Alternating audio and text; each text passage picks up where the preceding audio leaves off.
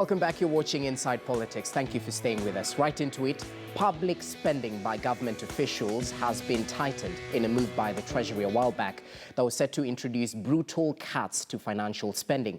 This coming in the backdrop of additional tax measures introduced by the Treasury, all with the aim of ensuring Kenya is self-sufficient. The latest move highlighting the government's intention of reducing the fiscal deficit, as we highlight. In the fiscal deficit from 7.7% to target 5.6% for the 2019-2020 financial year. Acting Finance Cabinet Secretary Austerity has drawn the line in a move that is set to see the government cut back on public spending. According to a circular to all cabinet secretaries and accounting officers, the raft of measures are in black and white. The number of officers in government delegations traveling abroad has been capped at 4 persons. The extravagant benchmarking trips are no more, as the government has frozen them until further notice. Further, Treasury has capped the acquisition of new spaces by ministries to guidelines set by the Infrastructure Ministry, while trimming the value of new furniture purchases at 75% over the next 3 years. This even as the measures are set to restrict the use of government transport outside the official working hours unless authorized by the accounting officer. Communication allowances are also set to be reviewed with the goal of reducing it by 30%, with training set to be conducted within the government training institutions locally. The measures are also set to be duplicated by the counties. This coming in the backdrop of criticism directed at the government's dependency on borrowing in order to meet the recurring fiscal needs. All right, welcome back. Now, that story aired a while back, but it sets precedence in terms of the conversation we're having today. Recently, parastatals were ordered to surrender their cash reserves to the Treasury in what was called a special dividend, in terms of actually alleviating the deficit we have in terms of Treasury actually financing the budget and all carry and all that. But it points to the bigger problem at hand, the state of economy, and yes, the austerity measures, but will they affect services offered by the government to citizens? And that's where we'd like to start. Allow me to start with you, Dismas. Parastatals having received this order, we had KPA actually turning in 5 billion most recently. What do you take of this? Well, several things come to play, and we go back to Moses Kuria. He's a member of the National Assembly from Jubilee, and he confirmed that Jubileenomics for the last 7 years has been a successful failure. And what Rotich and his team did at the National Treasury is also a very good failure. That right now, when you look at Kenya, you look at the interest rates, unemployment, the debt, everything else, and you look at the misery index, a concept that the economists use. Kenya is not far from Venezuela. And Venezuela, their inflation is in thousands. So Kenyans are very miserable because of Jubileenomics. And I'm very excited that Moses Kuria actually admitted. And Austerity is now cleaning tables. But the orders or directives given by Austerity are very interesting. For instance, why would you have a parastatal with a retained earnings of 19 billion shillings sitting in the account? What are they doing with that kind of money? Somebody may say that, this is a parastatal, it's supposed to be self-sustaining and sustainable. But you would expect a competent board at the end of the financial year to ask themselves, how much money do we have and how much money do we need maybe for the next 5 years?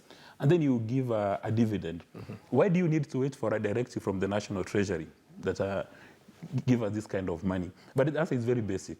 Majority of the board directors are very mischievous people. When they go to those boards and they sit with the chairman and the MD, they discover they've got 19 billion shillings, then they'll ask themselves, where are we going to keep this money? And I've got it on authority that most of these boards would actually go to a bank and say, we are going to give you 19 billion. How much interest are you going to give us? And the interest is not declared in the books.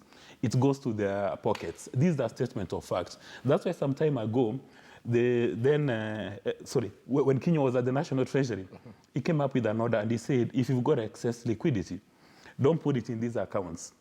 You need to buy the government papers, the treasury bills or the treasury bonds. And it's been working. But right now, most of those parastatal heads say, wait a minute, let's keep on investing in T-bills and these bonds ad infinitum. They just invest year in, year out. And that's not their core business.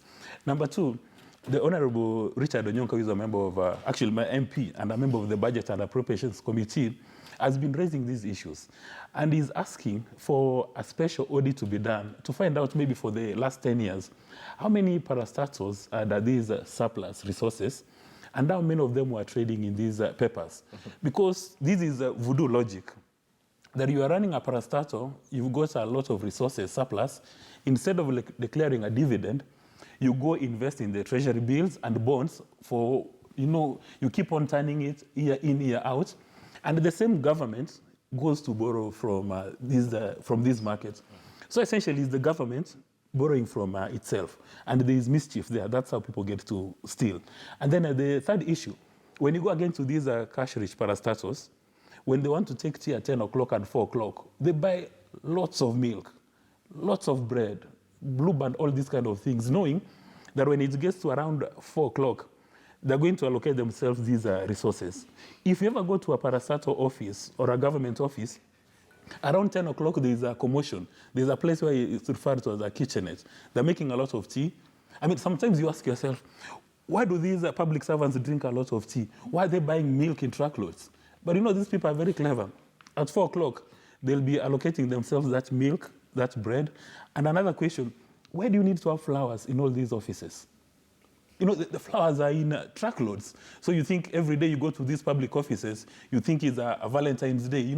Flowers in truckloads. Understand it costs up to 9 billion to get those flowers. And according to statistics, the government agencies and parastatals have invested up to 400 billion in treasury bills and bonds. And the Ukuri Atan and company have only been able to recover about 85 billion. And these are the questions we need to start asking ourselves. That these public servants of rank, when they get these positions, are they working for Mura? Are they working for wananchi watukufu, as Professor James McPhee would say, or they're just working for their selfish interests? If you go to most of these parastatals and government agencies, you'll find that at the basement, you have top-of-the-range vehicles without drivers.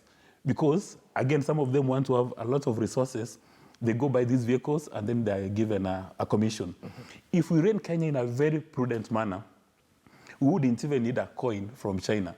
We wouldn't need a coin from Japan. And Mr. Kinyo has stated, times above number in black and white, that a third of our budget gets lost into corruption. In my view, those are the key issues. Because if you don't do that, then Kenyans are going to be in the same level with folks from Venezuela, high unemployment. And we are told that up to 90% of the people under the age of 35 do not have a very good source of income. We are going to have high interest rates, high inflation, and we are just going to degenerate into chaos. All right. Bichachi.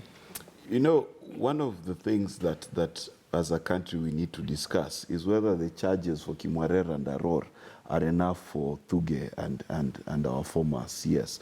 That's a question we must ask, because if indeed it is true that they've landed us into the kind of commercial debt that they had undeclared for such a long time, then they do deserve to get greater punishment than they are currently suffering. That said, I must separate issues for the sake of the public. Number one, there is really, really nothing wrong with a civil servant having tea at 10 o'clock. Let's not treat them like they're not human beings. I run an office, okay? And in my office, when you go there, they have tea, okay? And that tea is not a luxury, okay? But there's a difference between having tea and wastage, and we must be very clear and separate those issues. Civil servants, my dad was a civil servant, never stole a coin. He's about to retire. We do not have a single non-merited benefit. They are good people in that civil service. And let's not bandy them all together and assume that in every public office, if you go there at 4 o'clock, you find people sharing out packets of milk. That's not fair. The truth of the matter is, when matatus increased their costs of fares, there are so many people who are civil servants who are unable to go home because they could not afford, because their salaries are just that tight. Let's not forget, there are Kenyans and there are people too who live in and work in the civil service. That said, we cannot excuse parastatals and government agencies who have had large resources that they've decided to trade with without fulfilling their mandate. And let me put it in perspective. There is nothing wrong, as per the laws of the Republic of Kenya, for parastatals, which are semi-autonomous, to raise income in various methods. That income is not supposed to be raised ad infinitum so that they're just wealthy. It's supposed to be raised for them to deliver on their mandate. And the truth is, many NGOs, not NGOs, many parastatals are underfunded. And they should be encouraged to raise resources in order to deliver on their mandate. So the reason their parastatals ab initio, from the beginning, is to make sure that they're able to stand on their own 2 feet to be able to deliver on the republic. Number 2, it is also dangerous to pull away the resources these institutions have, because maybe you will land into the same problems with county governments, where they've been procuring on the basis of the promise from Treasury, and Treasury does not release those resources, and then they don't have the internal resources to pay. So we need to be very careful not to throw out the baby with the bath water. Let's be very, very careful. And again, let me put it in perspective. Board members are not involved in the day-to-day running of parastatals. In fact, board members are not supposed to participate in the procurement process. So it is very wrong to imagine that board members are joining the staff at 4 o'clock to divide tea. It is not even a board issue. These are the things that we like to say to make people look bad. Let me tell you something. If you look at civil service, and perhaps the media needs to do this, there are many, many career civil servants who you will not find a dot of corruption, who you will not find a speck on their resume. By their very many. But the problem is this, that because of the few, let's say even 40%, they are ruining what civil service is. But let us not forget, this country, because of the debt we have and the possibility of the hole that Thuge and I can't even mention his name, and I don't want even to remember it, Rotich.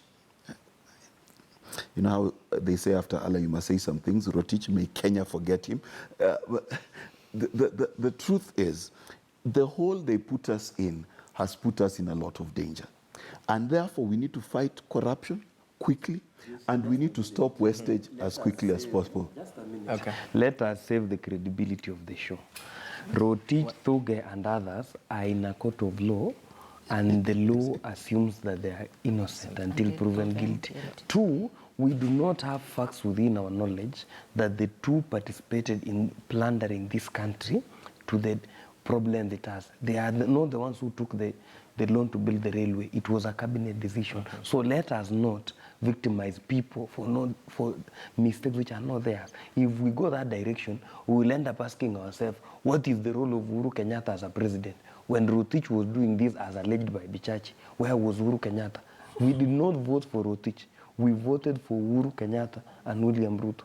The people, and where the buck stops, are the people we take their name in the ballot. Let us not confuse. It's as simple as that. As you expand on the conversation, let's take a look at the ultimatum by the government to actually pay suppliers close to 137 billion by December 1st. I mean, the state corporations are looking at a risk of conditional grants not being received, while, we also, rather that is for the counties, conditional grants, and state corporations are looking at the allocations of the current financial year not being released. What do you make of that as well?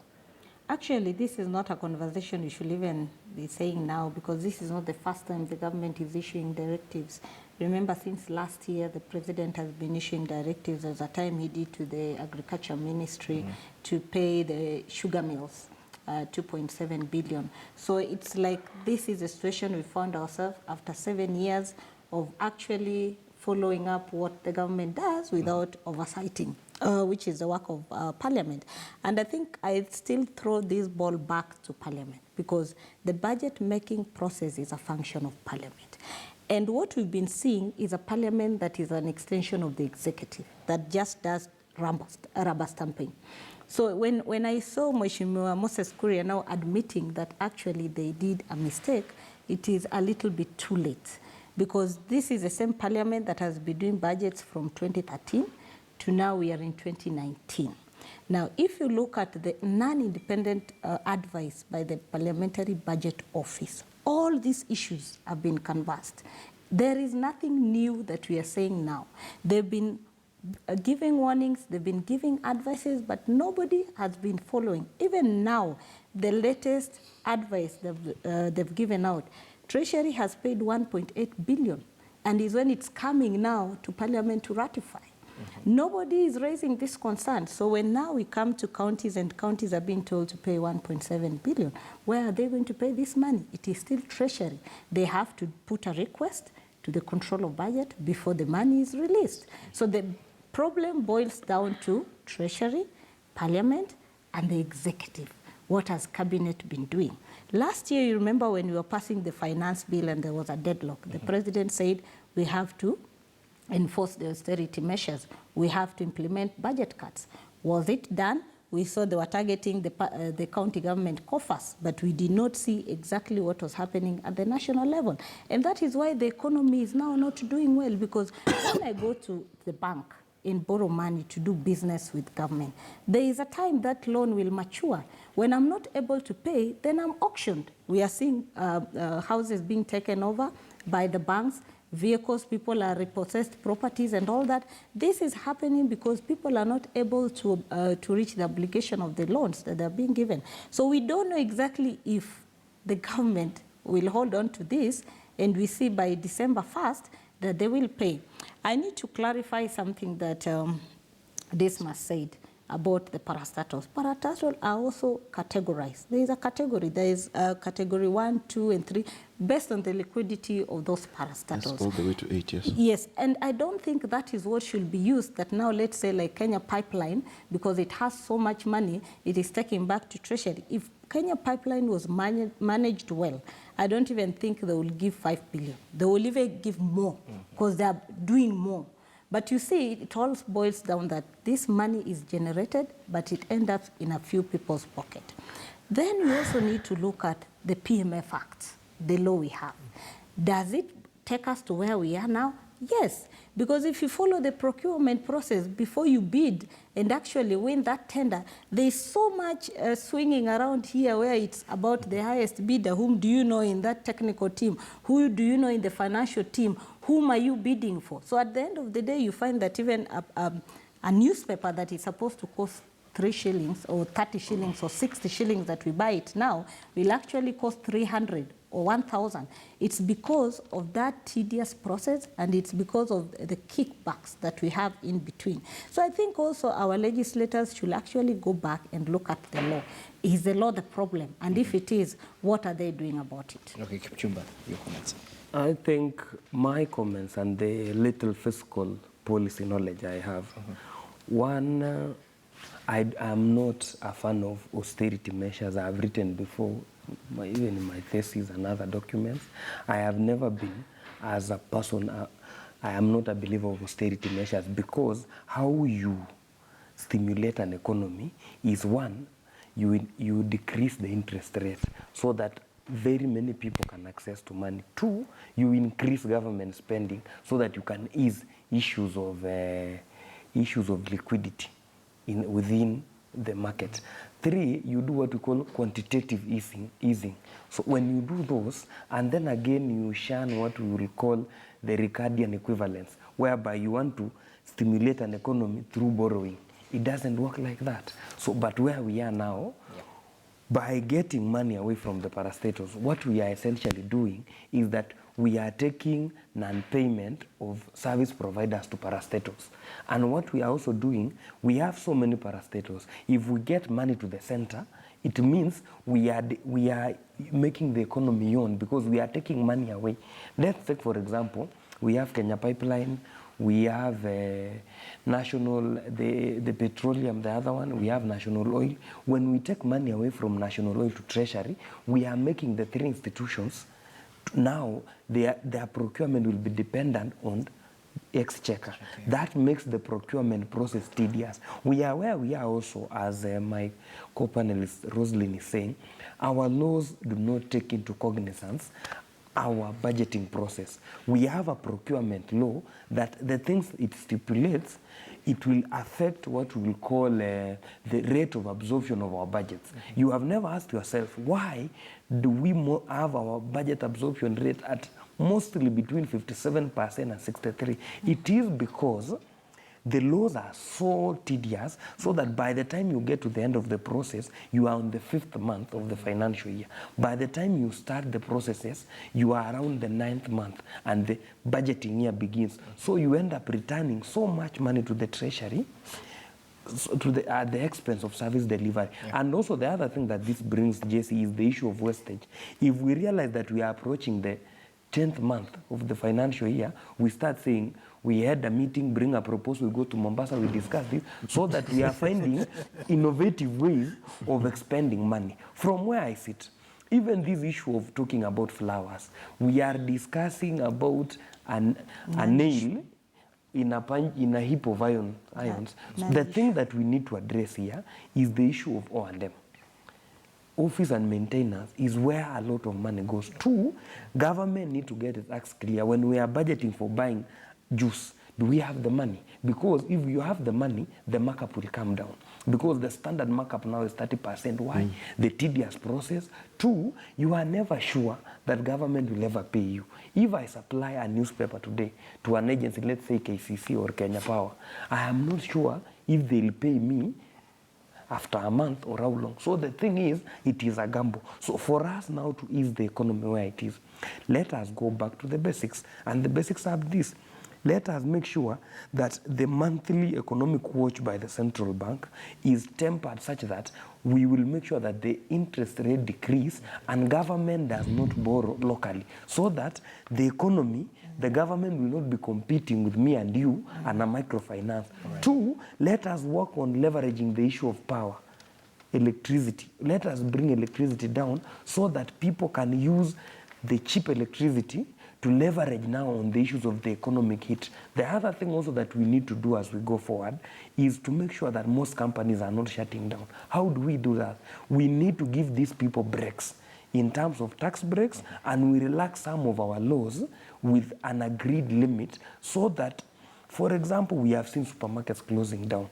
Nobody has done a paper to tell us why are supermarkets closing down. If they are closing down because of overhead taxes and electricity, why don't we activate what the president talked about, that if you are doing these production levels, you will get your electricity for the night hours, you will get a tariff. So let us go there so that we can spur the economy. Two, there is another animal in the room, as I conclude, that nobody is taking it seriously. There is a lot of wastage of funds at the county level, not the money we give them from the revenue, on the on-source revenue. There is an animal known as expenditure at the source. If we do not cap expenditure at the source, we are not going anywhere as a nation. It is a discussion we need to have it, for the simple reason that when the Homa Bay governor was appearing at the Senate, he said something that took me aback.